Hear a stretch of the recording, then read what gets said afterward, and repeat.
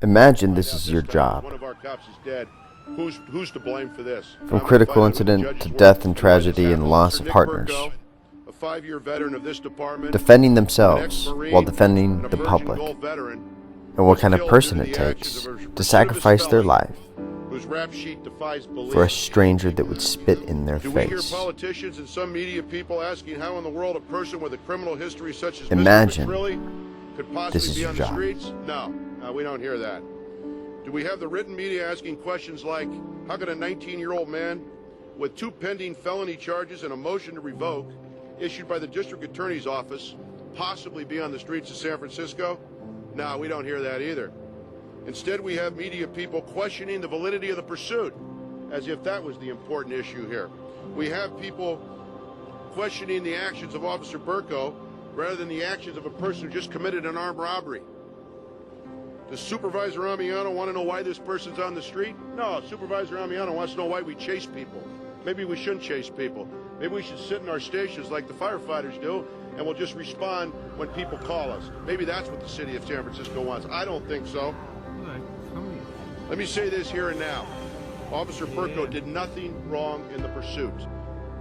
To take a shot at this guy in the paper for his actions in a pursuit before he's even laid to rest is absolutely despicable. But it shouldn't surprise us at this point in lieu of the paper the main daily in this city puts out every day. What a bunch of crap. We live in this environment as police officers every day of our lives. We accept it. We accept the responsibility that's put upon us, and we're willing to make the ultimate sacrifice for the people of this city. But we're no longer going to have the finger pointed at us when the finger should be pointed directly at the criminal who was responsible for the death of Officer Burko, and to a criminal justice system that once again has failed this police department and failed the citizens of San Francisco. They must also accept responsibility for the death of Officer Burko. We're doing our job, and I assure you this piece of garbage was not incarcerated and is not incarcerated as we speak, because if he was where he was supposed to be, Officer Burko would be alive. I owe that to Nick Burko, I owe that to my officers, and I owe that to the Burko family. Any questions? The majority of the blame lies with the judges.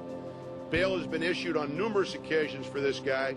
Motions to revoke have been issued by the DA's office, and they would not remand this guy into custody.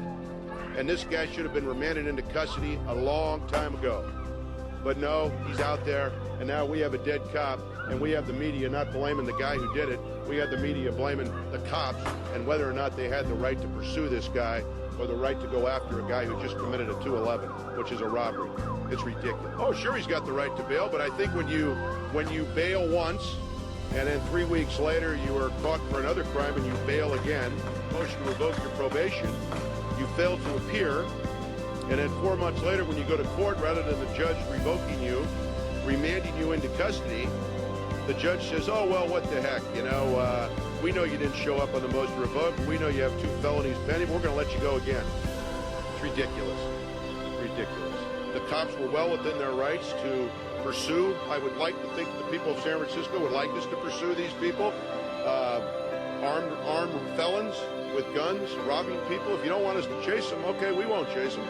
But I kind of thought that's what our job was. And a cop died because of it, and because this guy's on the streets.